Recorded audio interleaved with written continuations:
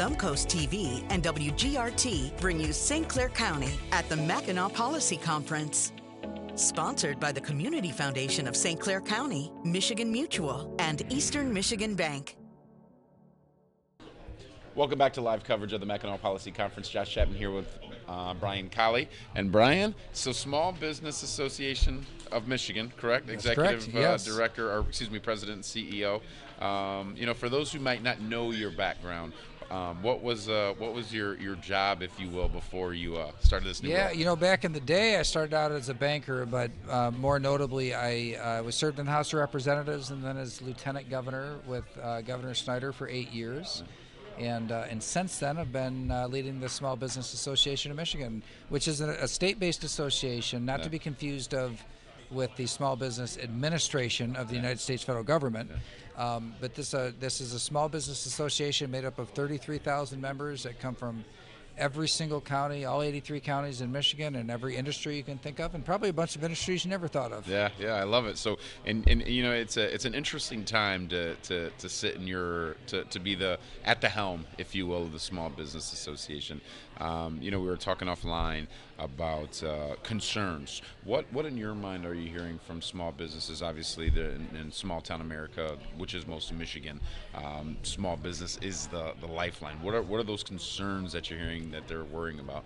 So there's the perennial concerns about talent acquisition, finding the right people for the positions that are open. That's been an issue that's been around for a long time, although lately it seemed to have subsided maybe a bit. Inflation, rising costs have been very, very high on the list for a few years. But again, at least continuous inflation seeming to subside a bit now, but many small businesses are still struggling to incorporate the rising costs of the last 3 years into in their operations today.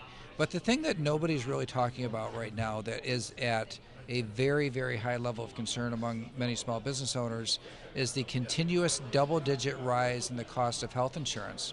So much so that we have done a recent survey just on this topic to understand at the expense of what? Because people complain about increases in health insurance costs every year. It's just a thing, but people suck it up and pay it. We could sense it was different, a different level of frustration, different level of concern, and we were pretty surprised by the seriousness of the outcomes of the survey. 3 out of 4 of our members said that the rising cost of health care is the thing that is blocking them expanding employment. They've got work, they've got opportunity, they could hire people, except for that horsepower has to go into paying health care cost increases, not into hiring new people. 4 out of 5 said expansions. If they want to expand the business, grow the business, they can't because of this barrier. So this rising healthcare cost is coming at the expense of job creation and investment, and it's reached a very serious level.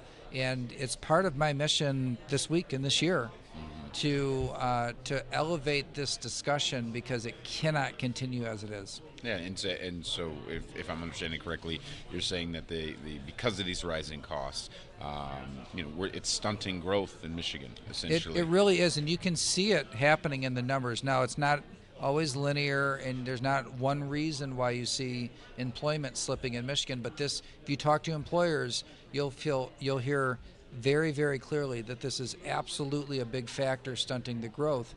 Our unemployment rate has kind of quietly crept up over the last, say, 15 months to where we are now second highest in the country. And the projections from the state's most recent revenue estimating conference from the University of Michigan, who does the projections, are projecting that unemployment will get above 6%. It's been a long time, really since the exit of the Great Recession, that we saw unemployment rates reach that level. And so this is something I think really deserves a lot of attention, and it's getting hardly any at the moment. Yeah. And so what can small business owners do, right? So it's obviously we know, we've been watching it. There's the costs go up, they go up, they go up, both for the employer and the employee, frankly. What can small businesses do to counter this rise? The low-hanging fruit has already been picked. So what many small businesses have been doing is making adjustments to plans, changing deductibles, cost-sharing arrangements with the employees. All of that stuff has been done in previous years, and so now it's really at a point where the quality of the benefit is at risk, which most small business owners say they cannot do. If you want to have the best talent, you have to provide good benefits, and so it's a necessity that they continue. And unfortunately, small business owners can't self-insure, so they can't design the benefit. They're buying insurance off the rack, and that is, and so they're victims of the way the system is working. What small business owners need then is for these big players, health systems that have become huge conglomerates with a lot of pricing power, and pharmaceutical companies that have always had a lot of pricing power. If you look at the claims experience in, say, our largest insurer in Michigan, Blue Cross, this is public information. Health system reimbursements have gone up 7%, twice inflation in the last year. So inflation went down, but not for payments to health systems. For pharmaceuticals, up 5 times inflation. Those systems today are built to increase costs year over year, and it cannot be sustained. So unfortunately, small business owners can't control this cost. It has to be controlled by these big players. And these big players have a huge amount of power now, especially with consolidation in healthcare, that with great, to quote Spider-Man, with great power comes great responsibility. That is, they must act. We have to move to a system that pays for health, not drives utilization of infrastructure they built. Yeah, and I couldn't have said it better. I know you got your hands full, and I appreciate you taking on the time. As someone who provides employees with health insurance, we've watched it and we've talked about it. We've monitored it. So I appreciate you attacking that on behalf of all business owners across the state. My pleasure. It's been a pleasure to have a conversation with you today. Thank you. And thank you for joining us at the Mackinac Policy Conference. To hear more from this conversation, visit thumbcoast.tv.